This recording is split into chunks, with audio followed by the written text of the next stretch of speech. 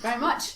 I thought, as we've made it to the end of the day, that you might need a bit of perking up. So this is a bit of gratuitous epigraphic nudity. Drink your fill now. It's mostly going to be stones from here on in. But don't forget him. He is an inscribed organic symbol to remind us that, as our first speaker today said, we mustn't assume that the medium of preservation is the medium of primary use. So, moving swiftly along.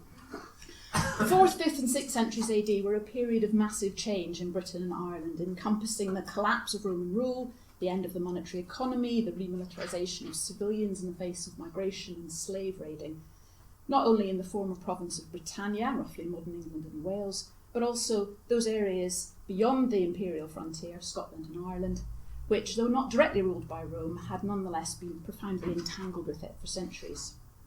Mass movement of peoples contributed to ethnogenesis and major linguistic change. This was also the era of conversion to Christianity and the institutionalisation of the church, the origins of medieval lordship, and the territorialisation of power in these small-scale, non-urbanised societies. There was a lot going on. One of the archaeological manifestations of these complex interlinked processes was the increasing monumentalisation of burial, especially elite burial. This took different forms in the different regions. Amongst the Anglo-Saxons, we see new forms of luxuriously furnished burials beneath mounds, which reached its apex with the sort of famous Sutton Hoo ship burial, that kind of thing. In Ireland, and across the still Celtic-speaking parts of Western and Northern Britain, there arose variants of a single phenomenon of special burials marked by upright pillars of rough stone, incised with texts identifying the deceased and the kin group to which they belonged. The umbrella term for this monument is the rather inelegant individual inscribed memorial. And these stood, and if anybody can think of a better one, please let me know. I'll give a bottle of whiskey to anybody who can come up with a better one. These stood in small family burial grounds, typically on the boundary of kinland, usually by a rootway or a crossing point where they could be seen by passers-by, giving presence to the ancestors who were believed to defend the integrity of the kin group boundaries. Among the monuments, although the monuments are essentially the same throughout, the different regions had different local writing traditions, and these are reflected in the different graphic systems which the carvers used to encode the texts. In the in the areas of Western Britain which had been part of the Empire and participated fully in Roman literacy, including epigraphic literacy, it was natural that these inscriptions should be in Latin and written in the Roman alphabet. In Ireland, however, beyond the Empire, a different script was used, the remarkable barcode-like, QR code, maybe I should say. They used to say Morse code-like, but I'm updating that. The Ogham alphabet, based ultimately on the Latin alphabet, but utterly different from it in visual appearance. In Scotland, an even more unusual graphic system was employed, the so-called Pictish Symbols. Whether or not these are emergent scripts, my head is exploding actually. I'm finding it very difficult to keep going because there's so many things firing away here, but we can maybe think about that at the end. Both of these systems are part of a broader phenomenon whereby the peoples who lived beyond the limes, beyond the imperial frontier, responded to the Roman stimulus by developing innovative graphic systems and applying them to stone monuments.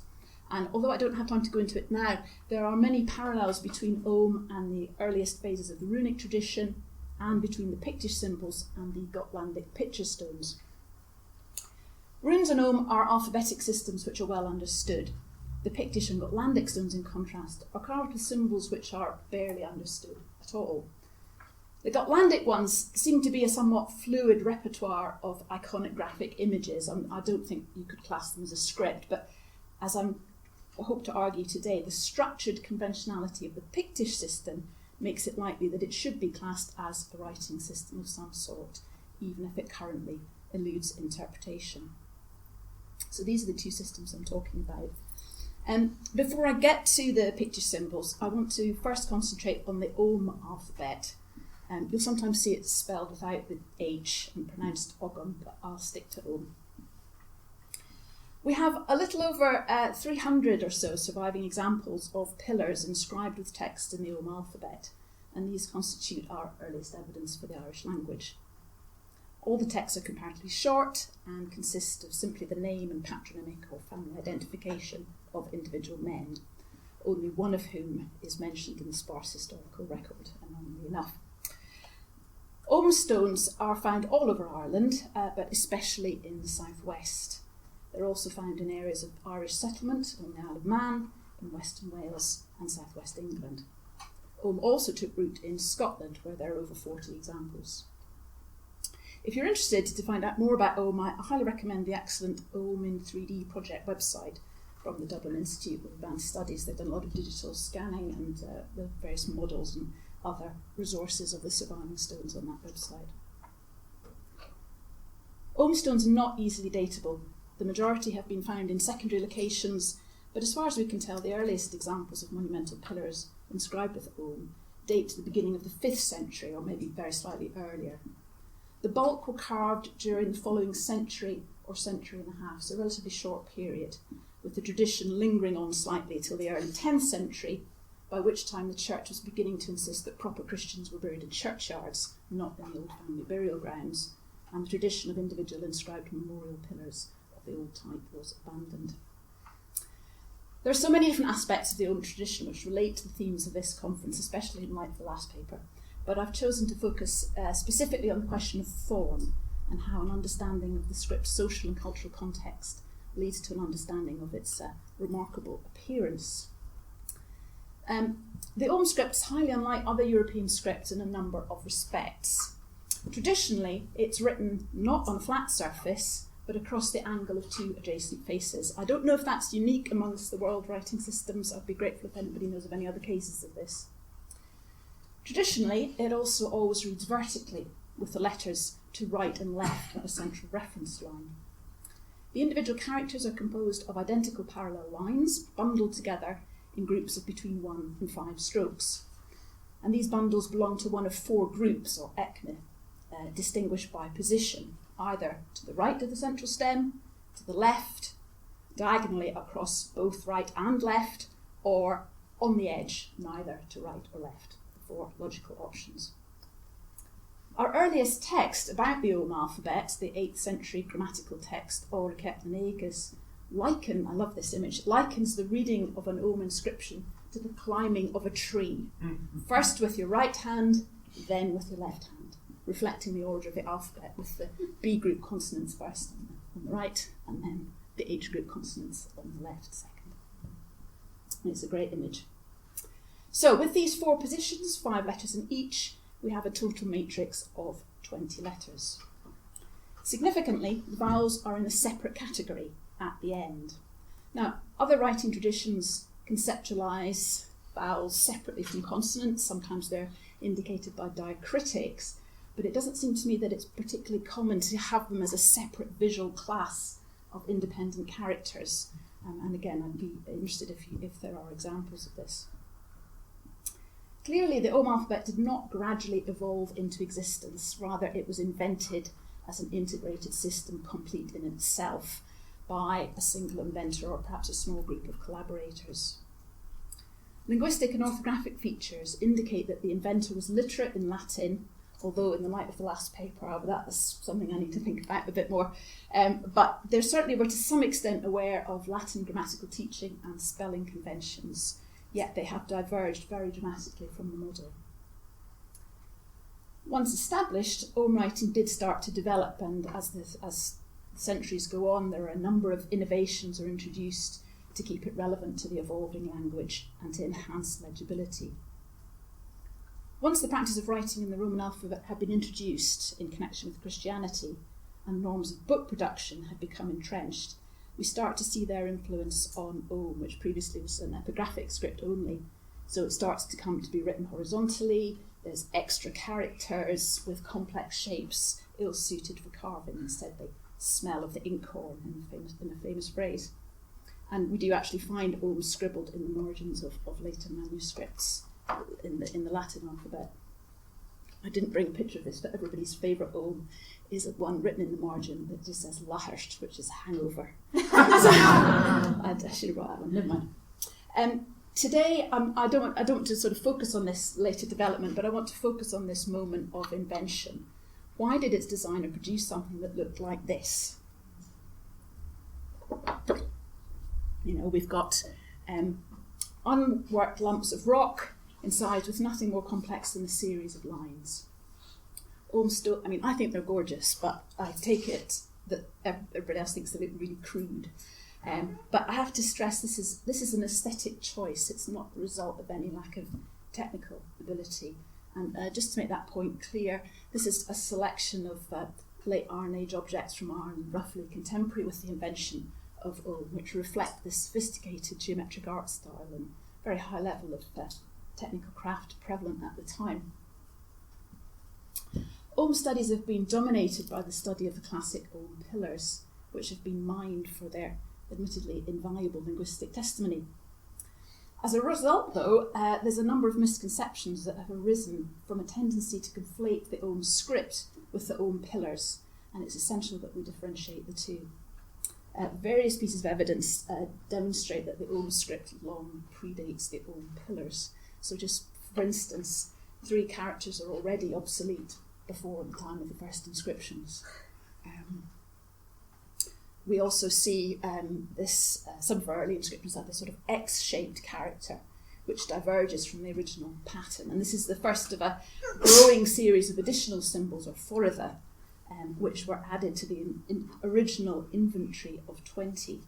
And this phenomenon of obsolescence and innovation indicates some kind of time depth before the script's first appearance on stone.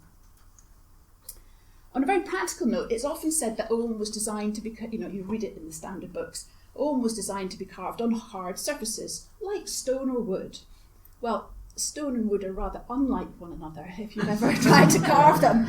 And in fact, stone can be quite unsuited to carving Ogham with the tools and methods available at the time. And Gifford Charles Edwards was able to demonstrate this experimentally. The edge or aris of the stone is very vulnerable to shattering when it's repeatedly struck to produce a succession of closely spaced grooves. So why carve along the edge rather than across the face as everybody else does?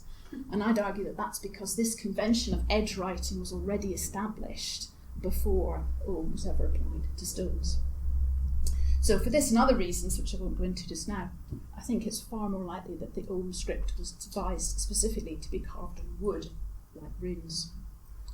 Unlike runes, as later medieval rune stick, unlike runes, Ogham was not designed to be carved in 2 dimensions on a prepared flat surface, but rather it's carved in 3 dimensions around the edge of something rod-like, a simple stick, for instance. There's no need to prepare it in any way. Now, we don't have any surviving wooden Ogham sticks, sadly.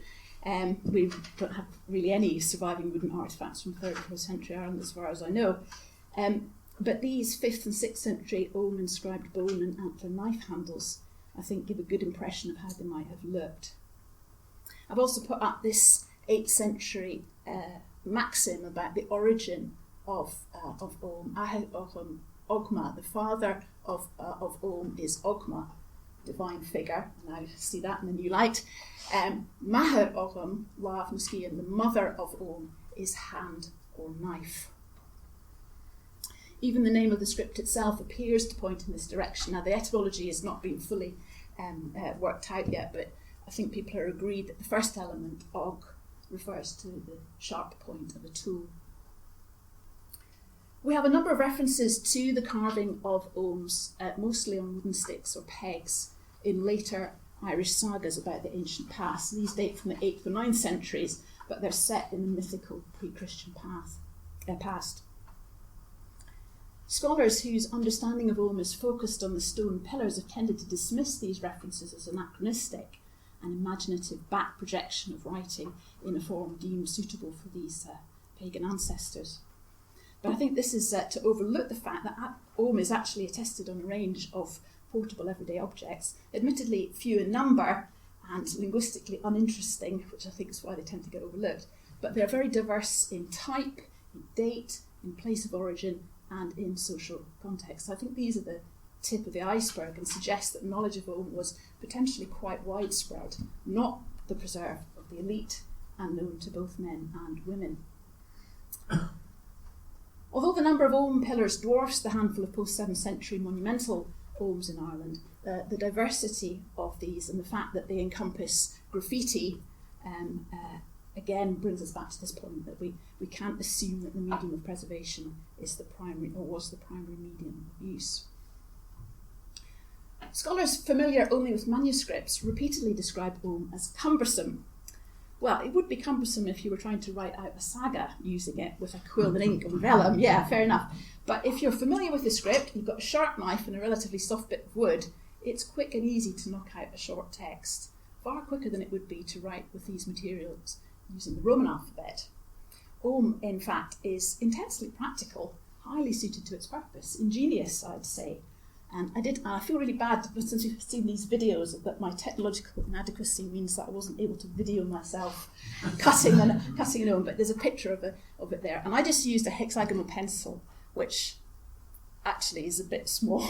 It's very fiddly, but you get the kind of the impression. And what I did was I carved the 6 lines of one of the oldest surviving Irish poems, a 6th century poem, which is effectively contemporary with the younger Ogham pillars.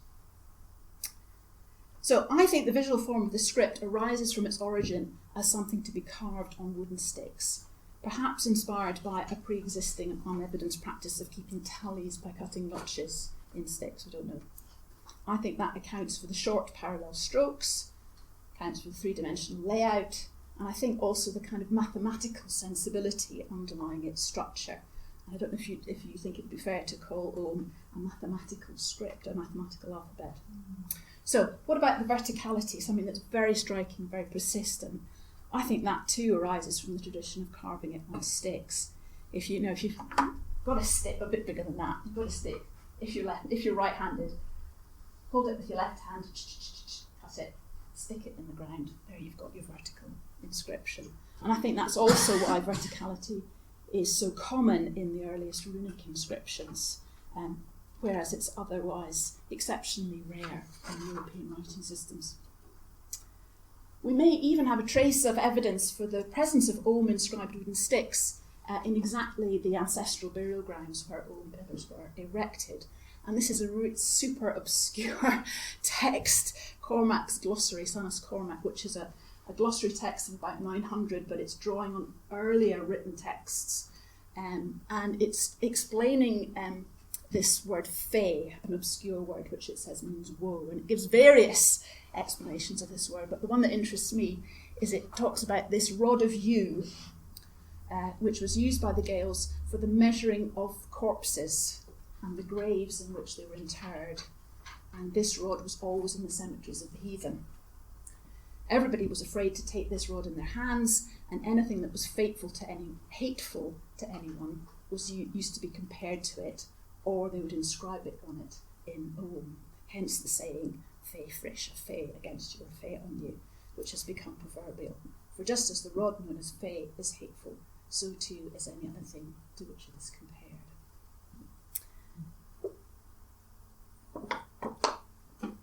Ogham is remarkably low-tech, requiring only what every capable adult would have ready access to, a knife and a stick. There's no economic barrier to Ogham writing. You don't even need to learn any fancy shapes. All the letters are made the same way. All you have to learn is the sequence of sounds. And that brings me to the final question of the Ogham part of my paper. Why does the Ogham alphabet diverge from the order of the Latin alphabet, which was its ultimate inspiration? Like runes, but unlike Latin and Greek, the letters of the Ogham alphabet had names which were meaningful words. I've got these in the order. There we go.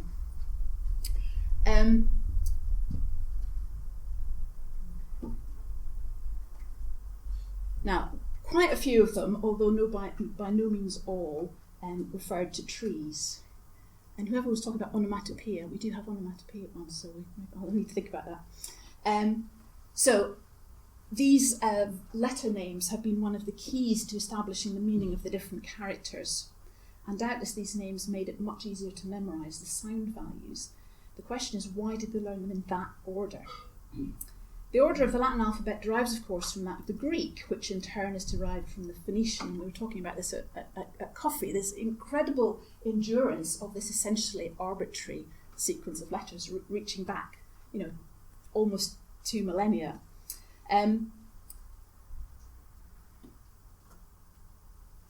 Children learnt the alphabetic order before they were taught the shapes of the letters. At least we have evidence for that in Latin. So it's clearly felt to be very important, but it's got no bearing on the way the script is written. The sound shape correspondences would be just the same if you learnt the letters in a different order. The order is arbitrary. So it's very striking, therefore, that the 2 barbarian alphabets from beyond the limes, the runes and Ogham, diverge from this order, albeit in different ways. Now, I don't know if Sophie has theories on this. We don't know why the Futhark order was established for runes. But like the standard alphabetic order, it too appears to be arbitrary. There's no relationship between the shape of the characters and the value of the sounds. That's absolutely not the case with Ogham. The order is the key to it. Sequence is everything. If you change the order, you change the letter. The order was fundamental to learning, and it continued to be taught in bardic schools as a sequence long after the script was no longer used. As late as the 18th century, acrostic poems are still being composed using the order of the Ogham alphabet. A number of attempts have been made to explain the unique order of the Ogham alphabet by various ad hoc processes of shuffling Latin letters around a grid to form linguistic patterns and then converting the result into Ogham strokes. Each of these attempts has been unsatisfactory, but at root the whole endeavour is flawed because it proceeds from the assumption that the characters of the Ogham alphabet are really just the corresponding Latin letters in disguise. As Damien McManus has argued, this is quite mistaken, as he says, the values of the Ogham characters are not to be regarded as those of the Latin alphabet, arranged topsy-turvy and camouflaged in a primitive Morse code, but rather as the sounds of primitive Irish as perceived by their inventors. It's only when this is grasped that we can start to see the creativity of this process of invention. Now, I realise there's lots of linguists in the room, so I'm glad I'm sort of standing behind this podium when I read out this next sentence, but everybody who's looked at this in the past has been a linguist, and I can't help but feel, they like organising things according to phonology. It's what they do, and they don't think that you need a reason to do that. It's just a self-evidently beautiful thing to do. And they're so busy focusing on the how the Ogham was reordered that they don't think, well, why? Why on earth would you do that? And I think you have to have a really, really good reason. Now, I'm not a linguist. I'm a field epigrapher, and I bring to this my practical experience of reading Ogham inscriptions in the wild. And on that basis, I'd like to propose a new explanation of why it's BLFSN or BLWSN and not ABCD. But in order to do that, I first have to take a small digression to Kenosha, Wisconsin, where in the 1870s, Christopher Latham Sholes invented the mechanical typewriter. His first model was a piano-like keyboard with 2 rows of characters in standard alphabetical order.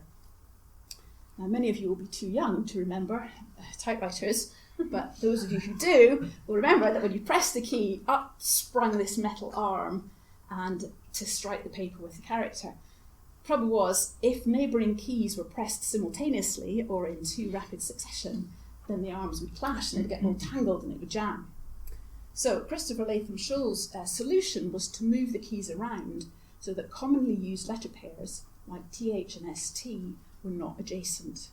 And it took him 5 years of trial and error and user feedback to perfect the order, which results in the QWERTY keyboard, which we still use for computers, even though there's no longer any need for it. I think that what we have with Ogham is not a physical tangling, but a visual one, which arises because of the physical nature of the Ogham script, which functions through positional marking. So to be able to read a text, you first have to identify which group is indicated, and then which letter within the group. So in theory, it's easy to identify which group is meant. Is it on the left or the right? Is it all the way through, or is it on the edge? In practice, it's not as easy as that, but in theory, that's easy. Then you have to identify the position within the group. And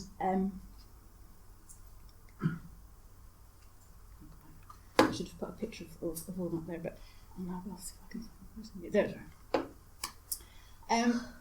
Now, obviously, you can count it out, but that's slow. What you want to be able to do is kind of tell at a glance. And this is where we come briefly to sort of gestalt and the psychology of visual perception. So very briefly, our eyes and brains are good at matching. We can see if things are the same and we can see if they differ. And the bigger the contrast, the easier it is to see at a glance. So in own terms, what this means is that a single stroke is easy to read. Your eye can easily pick that out. Your eye is quite good at spotting when two sets are identical. So if you have a 3 and a 3 or a 5 and a 5, you can see that. But what's harder is when you have to differentiate between two very similar but non-identical size bundles of multiple strokes. So is that a 2 and a 3, or is that a 4 or a 5? And remember, these are inscriptions, long series of strokes, so it's easy to get a bit lost in them. Given the structure of Ogham, you'd think that this would be a nightmare, but in fact, it's very rarely a problem. If it follows that there are two successive letters from the same group, the same acme, the Oghamist is always at pains to leave a clear space. They knew it was an issue and they paid close attention to this. And it's very rare in my experience to be in any doubt unless there's damage. And this kind of dawning realisation that there's a striking lack of confusion leads me to think that this is not accidental, but it's deliberately wired into the system. And I think that's the motivation for having the vowels in a distinct visual category of their own. Even before you read any of the individual letters, you can see the shape of the word, where the syllables fall. And the language is often alternating vowel, consonant, so you can see that at a glance. I'd like to argue that the inventors of Ogham allocated the sounds to these various groups so as to minimise the occurrence of the appearance and succession of two letters from the same group, especially two adjacent letters, the kind most difficult to differentiate at a glance. I say minimise, not eliminate. You've only got a 4x5 matrix, so you've got limited room for manoeuvre, but they've been remarkably effective in achieving this goal. And so I did a quick bit of statistical analysis. I looked at all the substantially intact inscriptions from the earliest two phases of the Ogham pillar corpus before this loss of medial syllables pre-syncope, which obviously created lots of clusters. But so that these early examples are later than the period of invention, but they're the closest we can get. So I looked at over 120 inscriptions. They range in length from about 8 or 10 letters up to over 40.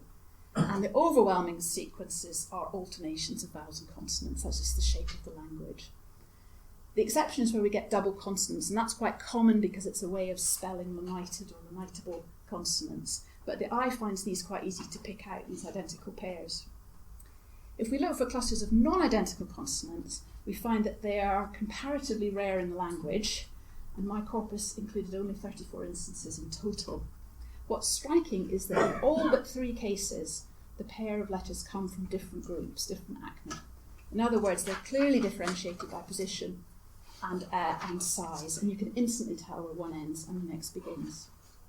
The inventor has been at pains to ensure that the letters that are likely to end up together have been assigned to different acme and thus will look clearly different.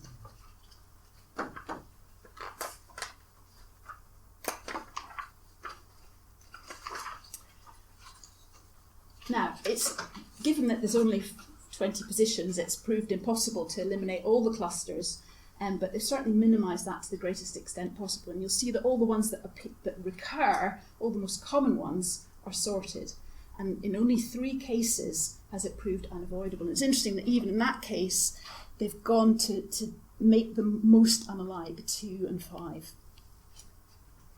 I should say that I also analysed the frequency of all the letters individually, all vowels and consonants, and found that the most common letters within each group, within each acme, were assigned to the visually most distinctive positions, 1 and 5. And it was the least common letter that was typically in 4th position, the one that's hardest to differentiate from its neighbours. So the benefit of doing this is an actual example. So this is a stone kunakena, to just sort of, and I put it on its sides because that's, you're more used to reading like that. You could, if it was a bit of music, you could almost like clap it out, really, because you can see, and you can, anyway, you can see it there. You can also really readily see that, oops, the wrong one, whoops. that these match, that they're the same, and those are the same. So that's how it actually works. Now, if they'd done it in A, B, C, D, E order, it would have looked like that. Oops, keep pressing the wrong one.